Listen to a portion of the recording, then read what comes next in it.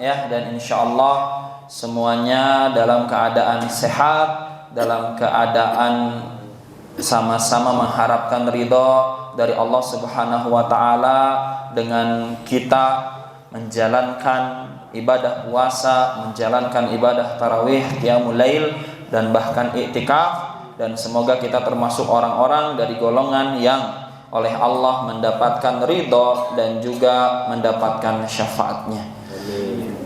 Salawat beserta salam tak lupa pula marilah kita curah limpahkan kepada Nabi kita ini Nabi Muhammad sallallahu alaihi wasallam, juga kepada keluarganya, kepada para sahabatnya radhiyallahu anhum ajmain, dan mudah-mudahan sampai kepada kita hari ini yang senantiasa berusaha meniti dan mengikuti jalan sunnahnya, dan semoga kita semua mendapatkan syafaatnya di yaumil hisab nanti, dan kita semua masuk surga tanpa hisab, amin ya rabbal alamin.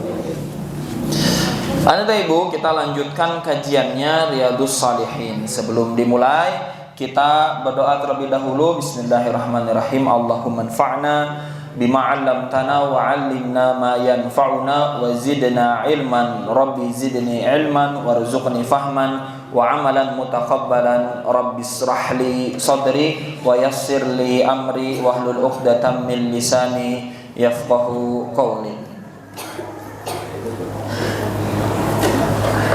Anak ibu, kita masuk ke hadis ke-12 di bab pertama. Ini adalah hadis yang terakhir, pembahasan tentang keikhlasan dan niat, ya.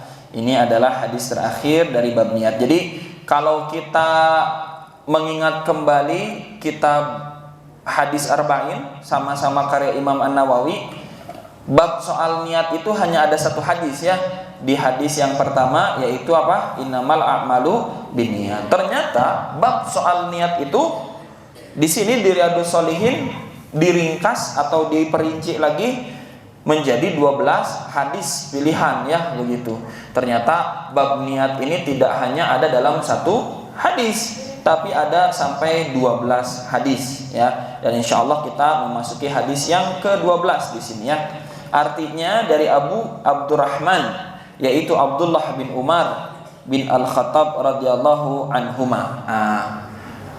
Anak ibu, di hadis yang pertama kita tahu anaknya Umar bin Khattab itu siapa? Yang perempuan teh Hafsah, ya. An Abi Hafsin, kan begitu ya bunyi hadisnya tuh. Kalau sekarang An Abi Abdurrahman, dari bapaknya Abdurrahman, ya, yaitu Abdullah bin Umar Al-Khattab, ya. Berarti anaknya Umar itu siapa namanya? Abdullah. Abu Abdurrahman, berarti Abdullah ini bapaknya Abdurrahman. Radhiyallahu anhuma, katanya saya mendengar Rasulullah sallallahu alaihi wasallam. Jadi Abdullah bin Umar radhiyallahu anhuma mendengar Rasulullah SAW bersabda, ada 3 orang dari golongan sebelummu sama berangkat bepergian, sehingga terpaksalah untuk menempati sebuah gua guna bermalam. Jadi ada orang-orang sebelum kita dulu bepergian, kata Nabi, kemudian apa? Beristirahat dengan terpaksa berhenti di sebuah gua untuk bermalam, berarti menginap, ya, di gua tersebut. Sana semedi sana. Tapi apa? Menginap. Kemudian mereka pun memasukinya. Tiba-tiba jatuhlah sebuah batu besar dari gunung lalu menutup gua itu atas mereka. Jadi orang-orang ini masuk ke gua, niatnya beristirahat, bermalam, tidur di gua tersebut. Qadarullah, ternyata tiba-tiba ada batu besar menutupi mulut gua. Mereka berkata bahwasanya tidak ada yang dapat menyelamatkan mereka semua dari batu besar ini, melainkan jika engkau semua berdoa kepada Allah Ta'ala dengan menyebutkan perbuatanmu yang baik-baik. Nah, ini menjadi dalil tentang tawasul bila amal, akan kata ibu, ya. Jadi saat berdoa itu ada satu metode ketika kita meminta kepada Allah, yaitu tawasul. Tawasul itu ada 3 yang disunnahkan. Yaitu apa? Saat berdoa kita menyebutkan asma dan sifat Allah sesuai dengan apa yang kita minta. Contoh, kita minta oleh Allah dimaafkan dan diampuni. Allah memiliki sifat apa? Ghafur, ya, Al-Afu, Al-Ghafur. Nah, maka kita menyebut nama Allah tidak hanya dengan ya Allah, Allahumma, ya Rabbana, tidak, tapi dengan ya Afuwul Ghafur, wahai yang maha memaafkan dan maha mengampuni. Nah, gitu. Itu bagian dari tawassul agar kita apa? Segera diijabah doanya. Itu tawassul yang pertama. Tawassul yang kedua adalah tawassul dengan cara meminta didoakan oleh orang yang kita kenal kesolihannya dan masih hidup. Jadi meminta didoakan itu kepada siapa? Yang masih hidup, yang kita kenal kesolihannya. Seperti para sahabat mendatangi Nabi, minta didoakan oleh Nabi. Dan yang ketiga adalah seperti apa yang tersirat gitu ya di hadis ini, bahwa tidak ada yang mampu menolong mereka kecuali berdoa kepada Allah Ta'ala, menyebutkan perbuatan mereka yang baik-baik. Atau tawasul bil amal. Akan teteh ibu di sini belajar Al-Qur'an, mulai dari Iqra susah payah, kemudian belajar tahsin, kemudian bisa menghafal 1 juz, 2 juz, 3 juz begitu, kemudian memperbaiki diri, cara berpakaian, cara berbicara, semuanya dilakukan. Suatu ketika ada suatu masalah yang kita itu tidak menemukan jalan keluarnya, maka seperti halnya orang-orang yang ada di dalam gua ini, kemudian tertutup mulut gua itu oleh batu, bisa dilakukan ikhtiar ini, yaitu apa? Berdoa kepada Allah dengan menyebutkan perbuatan yang baik-baik.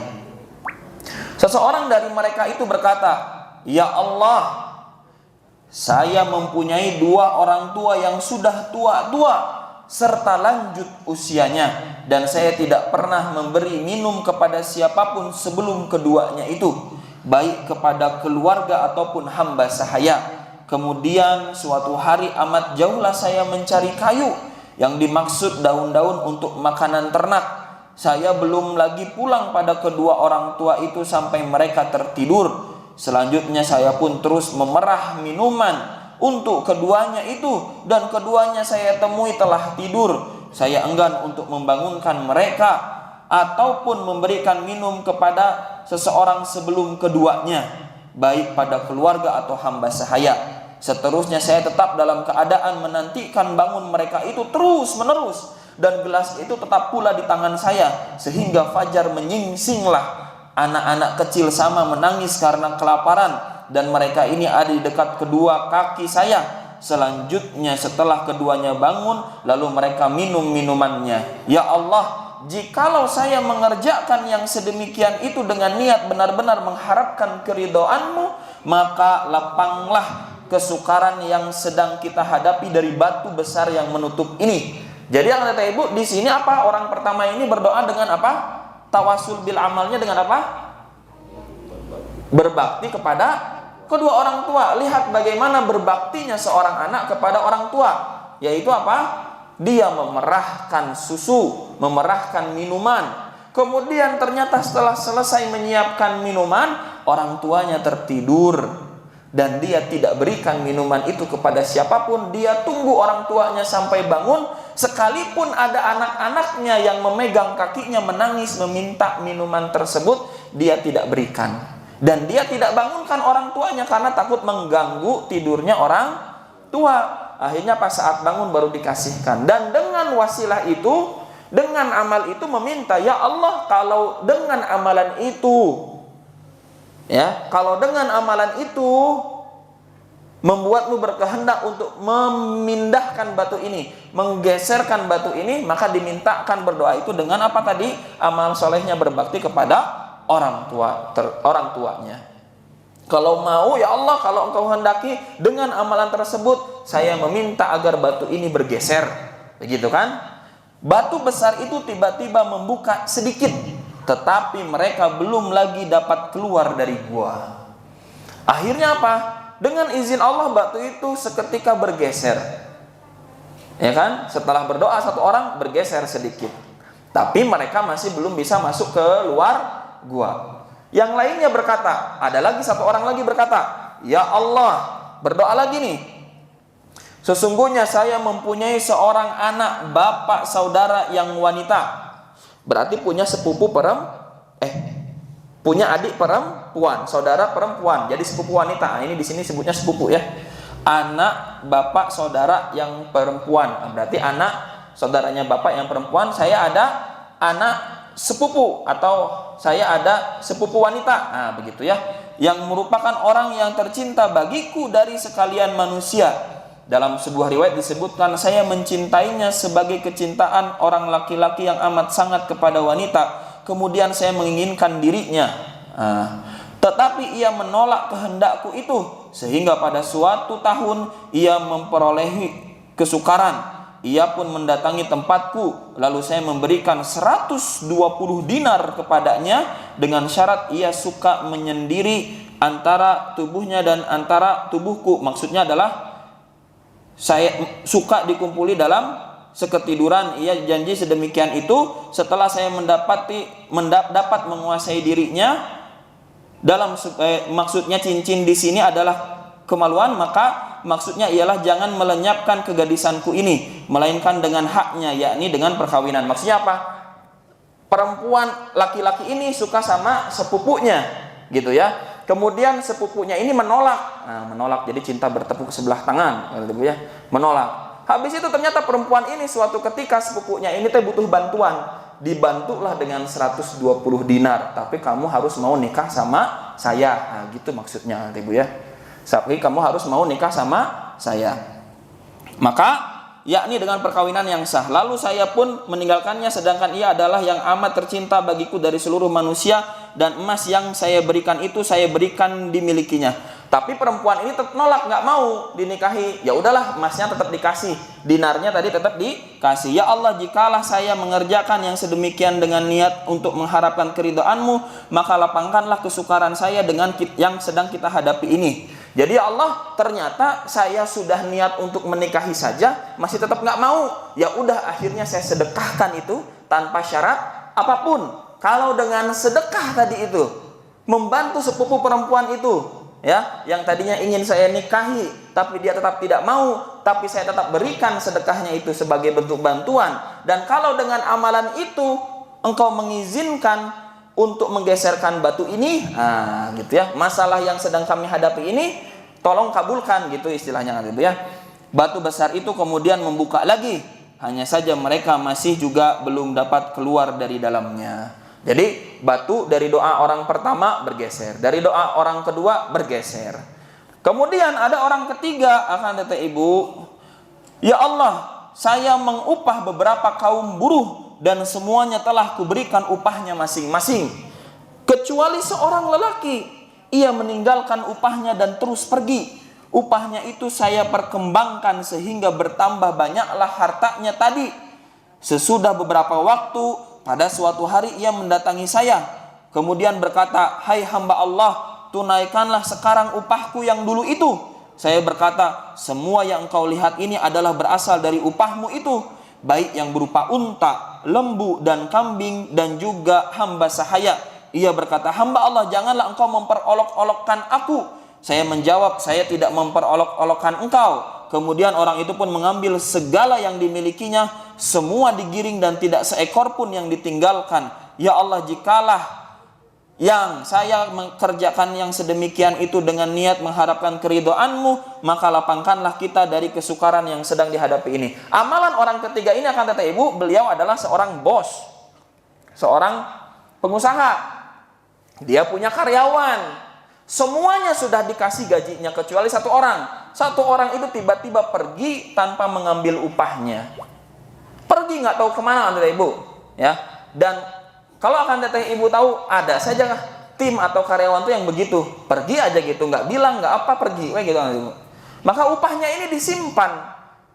Tidak hanya disimpan, oleh bosnya ini dikembangkan upahnya ini tuh ya, dijadikan investasi begitu, diputar. Suatu ketika laki-laki tersebut, karyawan tersebut kembali lagi nih. Saya mau minta upah saya yang dulu, kemudian lagi susah kan, ya. saya mau minta upah saya yang dulu. Ini semua yang kamu lihat, ini adalah semuanya punya kamu. Dia suudzon duluan, kamu jangan ngejek, cina. Upah saya nggak segini banyak, kamu jangan ngejek, gitu kan ya. Saya tidak mau perolok-olok, ini memang milik kamu semua. Diceritakan mungkin ya, bahwa upahnya dulu yang sedikit itu dikembangkan. Kemudian oleh mantan karyawannya ini diambil semua miliknya tanpa sedikit pun diberikan kepada bosnya yang sudah mengembangkan hartanya tersebut. Allahu Akbar. Kalau kita diuji sebagai pimpinan begitu, itu kumaha itu datang bawa semua hartanya, si atuh embe-embe wae hiji mah gitu kan kita mungkin saja begitu ya. Ini udah dikembangkan semua hartanya, diambil semuanya tanpa sedikit pun ditinggalkan untukku. Dan kalau dengan itu semua aku niatkan untuk mendapatkan keridhaan darimu, ini 3 hal yang sama dari doanya, Ibu. Dari 3 orang ini doanya sama, diniatkan untuk mendapat keridhaan dari Allah, maka selesaikanlah, bantulah, lapangkanlah kita dari kesulitan yang sedang dihadapi. Maka batu besar itu lalu membuka lagi dan mereka pun keluar dari gua tersebut. Jadi ini cerita tentang 3 orang, akan tetapi Ibu, yang terjebak di dalam gua tersebut. Kalau di awal dijelaskannya beberapa ya, tidak hanya 3 orang.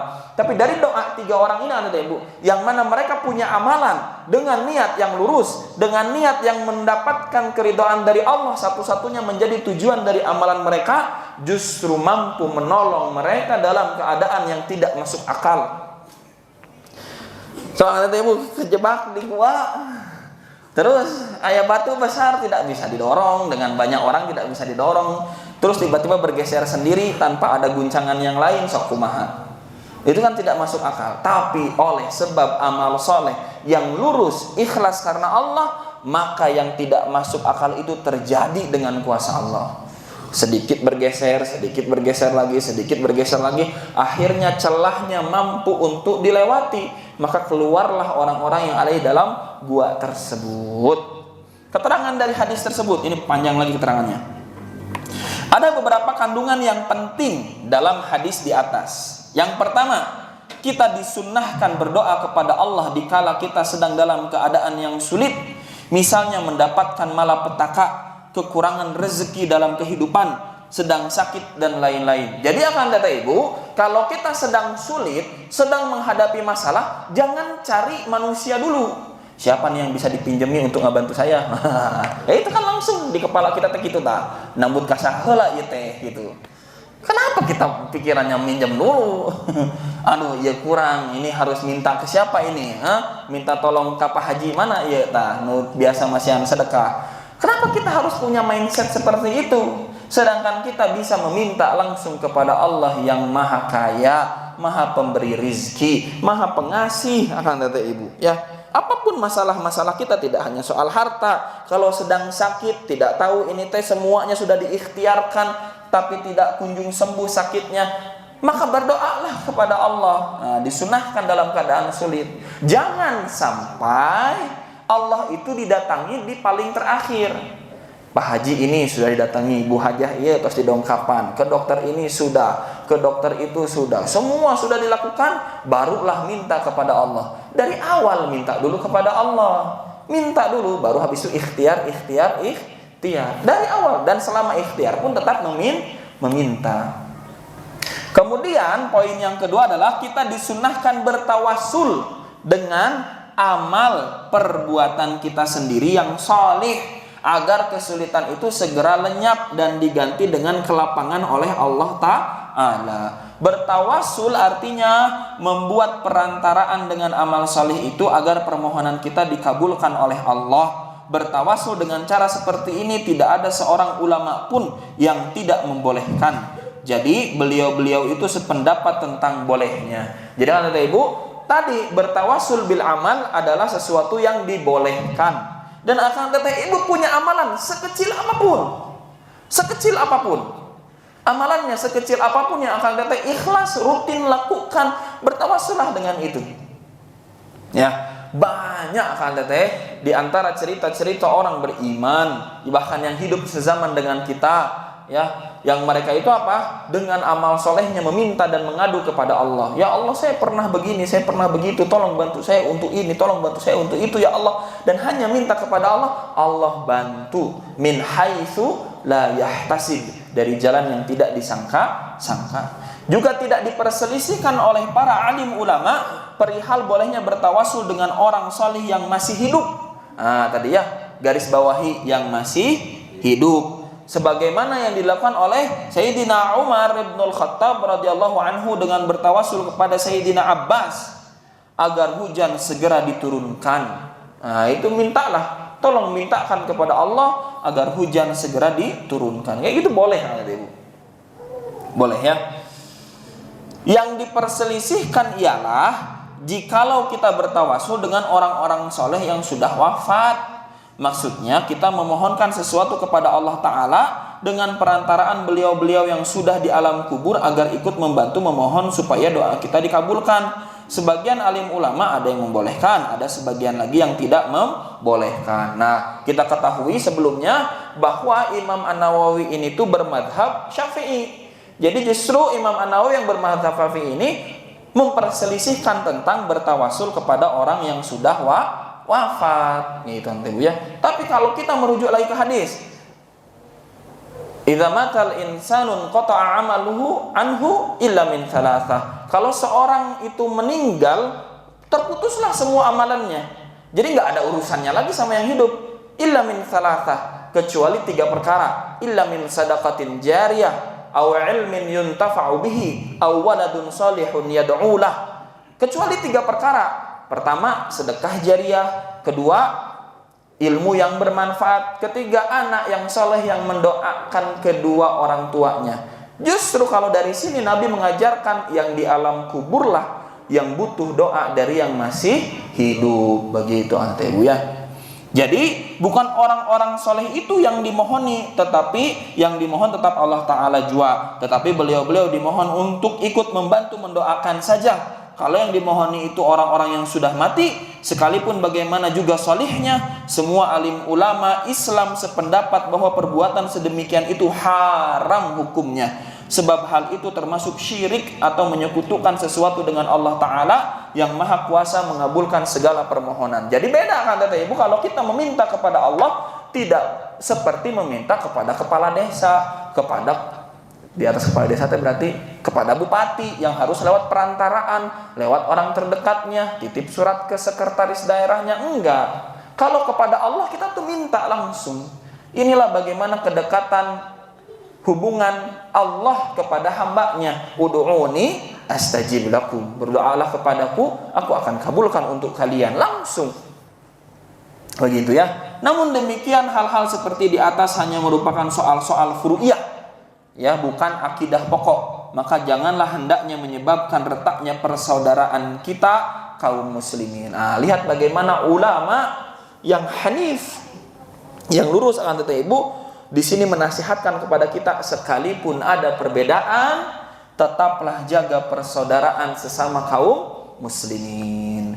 Jadi Ibu, di sini kita tahu apa jadi kenapa 3 orang ini masuk dalam bab niat. Semuanya tadi doa-doanya itu ada garis yang sama. Setiap amal solehnya ditujukan untuk mendapatkan keridhaan dari Allah. Maka saat beramal soleh akan Ibu, niat yang paling utama. Ya, perhatikan niat kita, perhatikan setiap amal soleh yang kita lakukan satu saja tujuannya untuk mendapatkan ridho dari Allah. Jangan sampai kita mengharapkan balasan-balasan yang lain dari manusia tentang ibadah kita. Begitu akhirnya Ibu ya. Itu saja mungkin yang bisa disampaikan. Insya Allah di besok subuh kita akan memasuki bab yang kedua. Bab kedua membahas apa? Kita lihat. Bab kedua membahas tentang taubat. Masya Allah ini ya. Iklan nih. Bab kedua membahas tentang taubat, yaitu apa? Masih sadar gini. Setelah kita tahu pentingnya ikhlas dan niat, bagaimana Imam An-Nawawi menyusun kitabnya. yang berikutnya setelah kita punya niatan yang ikhlas karena Allah, yang paling pertama sebagai seorang hamba yang harus kita lakukan adalah taubat ya. Jadi apa Kang Ibu? Taubatan nasuha. Insyaallah nanti kita pelajari satu persatu hadis yang tertuang di dalam bab taubat. Itu saja yang bisa disampaikan, kurang lebihnya mohon maaf. Aku qouli hada wa astaghfirullahi wa lakum. Subhanakallahumma bihamdika asyhadu an la ilaha illa anta astaghfiruka wa atubu ilaik. Akhirul kalam. Assalamualaikum warahmatullahi wabarakatuh.